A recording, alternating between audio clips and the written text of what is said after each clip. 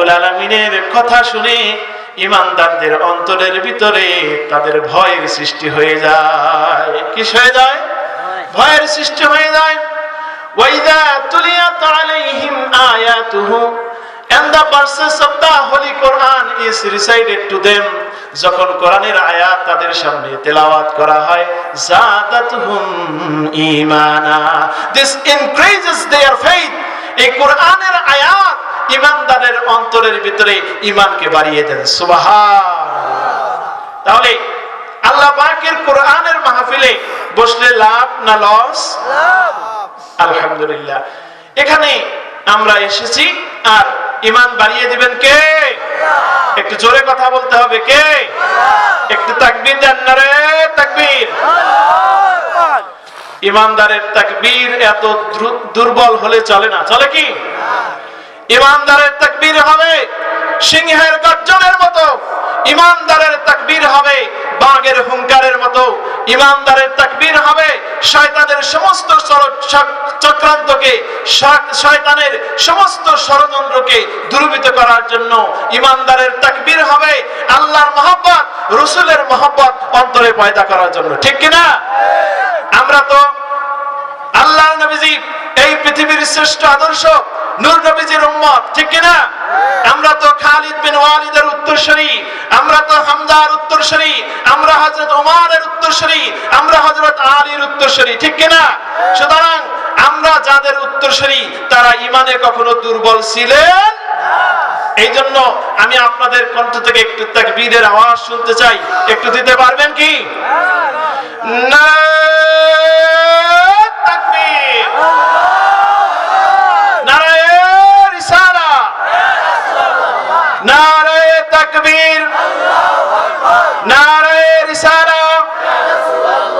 আলেম ওলামা যেখানে, পীর মাশায়েখ যেখানে, কোরআন হাদিস যেখানে, নারায়ে তাকবীর, নারায়ে রিসালাত। আলহামদুলিল্লাহ, আমরা খুশি, কুল কায়নাত খুশি, মাবুদ খুশি, একজন বেজার। বলেন কে? শয়তান। শয়তান।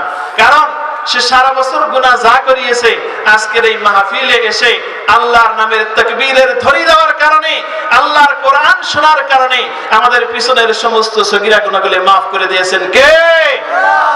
আল্লাহ। তো শয়তানের একটি কাজ বাকি আছে, কিভাবে এখান থেকে ওঠানো যায়। আমরাও নিয়ত করছি এই মাহফিল যতক্ষণ চলবে আমরা একজন মানুষ এখান থেকে উঠবো না। ইনশাআল্লাহ পারবো কিনা? কারা কারা উঠবেন একটু হাত উঠান তো। মাশাআল্লাহ, সবাই সচেতন। ঘুমান কে কে? একটু হাত উঠান তো। মাশাআল্লাহ, মাশাআল্লাহ। এই গভীর রজনীতে সবাই সজাগ দৃষ্টিতে তাকিয়ে আছেন আল্লাহর কোরআন থেকে শোনার জন্য। ঠিক কিনা? আসুন, যে কোরআনুল কারীমের আয়াত আপনাদের সামনে উপস্থাপন করেছি, রাসূল আকরাম সাল্লাল্লাহু আলাইহি সাল্লামের অসংখ্য হাদিস মুবারাকা থেকে একটি হাদিস আপনাদের সামনে উপস্থাপন করেছি। কোরআনের আয়াত এবং হাদিসের আলোকে কিছু কথা যদি ওই মহান আল্লাহ রাব্বুল আলামিন তৌফিক দেয় তাহলে বলার চেষ্টা করব ইনশাআল্লাহ। আল্লাহ।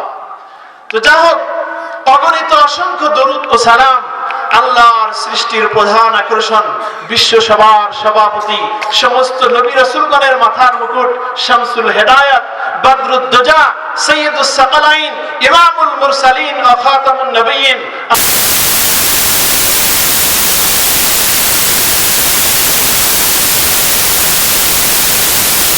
সাল্লাল্লাহু আলাইহি সাল্লামের উপর সবাই বলি সাল্লাল্লাহু আলাইহি ওয়াসাল্লাম,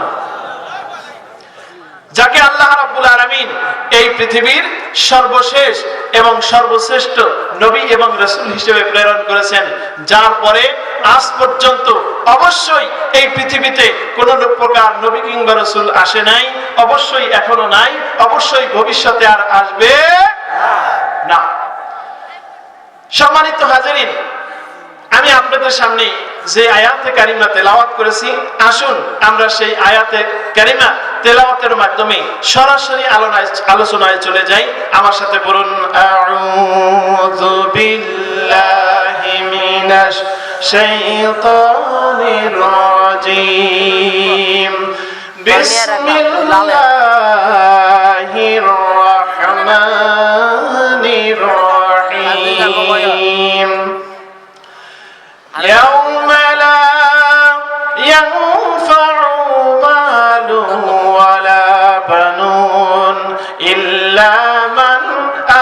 আল্লাহ বিকলবিন সালিম।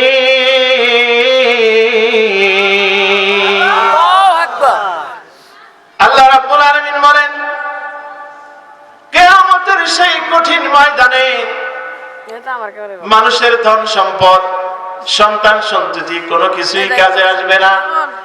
তবে যেই ব্যক্তি একটি পরিশুদ্ধ আত্মা নিয়ে উপস্থিত হবে কিয়ামতের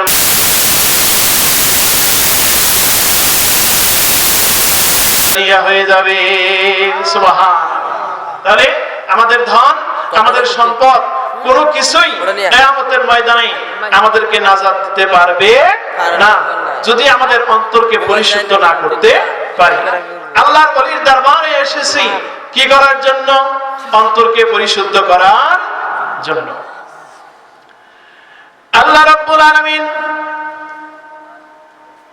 মায়ের পেটের ভিতরে অত্যন্ত যত্ন করে আমাদের মাথা মগজ বানালেন, সুন্দর একটি নাক দিলেন, সুন্দর দুইটি কান দিলেন, সুন্দর চোখ বানালেন, মুখ বানালেন, হাত বানালেন, পা বানালেন, শরীরের প্রত্যেকটি অঙ্গকে তৈরি করে আল্লাহ রাব্বুল আলামিন 10 মাস 10 দিন পরে এই পৃথিবীতে একটি সুন্দর নাপাক মুক্ত, একেবারে কলুষ মুক্ত পবিত্র আত্মা হিসেবে এই দুনিয়ায় পাঠিয়ে দিলেন। কোথায়? এই দুনিয়ায় পাঠালেন।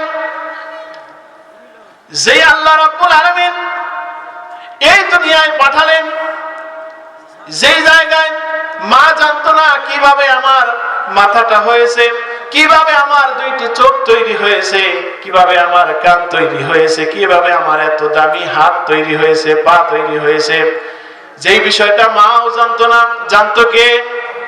একটু জোরে বলতে হবে, জানতো কে? আল্লাহ রাব্বুল আলামিন জানতো।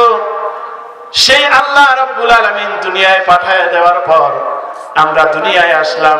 আসার পরে মা পেলাম, বাবা পেলাম, কিছুদিন পরে যুবক হলাম, বিবাহ করলাম, স্ত্রী পেলাম, আবার নিজের স্ত্রীর ঘরেও সন্তান হলো, আবার দাদা দাদি হলাম, নানা নানি হলাম, আস্তে করে আবার সেই কিশোর থেকে নিয়ে আবার দুর্বল হয়ে বৃদ্ধ হয়ে গেলাম। এই আশার মাঝখানে যে আল্লাহ পাক পবিত্র একটি আত্মা দিয়ে এই দুনিয়ায় পাঠিয়েছিল, এই দুনিয়ায় থাকাকালীন সময়ে আমি আমার স্ত্রীর কথা শোনার কারণে, মা বাবার কথা শোনার কারণে, দুনিয়ার ধন সম্পদের পিছনে সময় দিয়ে, সন্তান সন্ততির পিছনে সময় দিয়ে, দুনিয়ার চাকচিক্য নিয়ে ব্যস্ত থাকার কারণে আমি কোনোদিন যে আল্লাহ পাক আমাকে এত আদর যত্ন করে তৈরি করলো, সেই আল্লাহকে আমি পরিপূর্ণ ভুলে গেলাম। ঠিক কিনা? ভুলে গেলাম কিনা? ভুলে গেলাম। আমাদের অন্তর হয়ে গেল দুনিয়ার লোভের কারণে, সন্তান সন্ততির মহব্বতের কারণে, মা বাবার মহব্বতের কারণে, সব কিছুর মহব্বতের কারণে আমাদের অন্তরগুলো কলুষিত হয়ে গেল। দুনিয়ার সুদ ঘুষ বিভিন্ন গুনার কারণে আমাদের যেই পরিচ্ছন্ন হৃদয় আল্লাহ পাক দিয়েছিলেন, সেই পরিচ্ছন্ন হৃদয়টাকে আস্তে আস্তে করে আমরা কালিমাযুক্ত করে ফেললাম, হয়ে গেলাম অপরাধী। কি হয়ে গেলাম? একটু কথা বলতে হবে, কি হয়ে গেলাম? অপরাধী হয়ে গেলাম।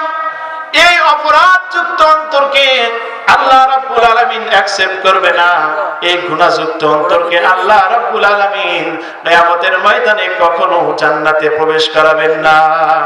সাপোজ এই মাহফিলে যদি কেউ নাপাকি নিয়ে আসে, কোন দুর্গন্ধ কিছু নিয়ে যদি আসে, আপনারা এখানে থাকতে দিবেন? কথা বলেন, থাকতে দিবেন? দিবেন না।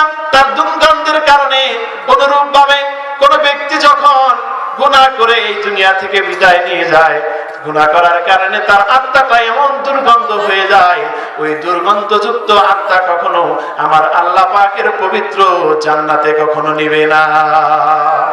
তাহলে কি করতে হবে? পরিশুদ্ধ করতে হবে।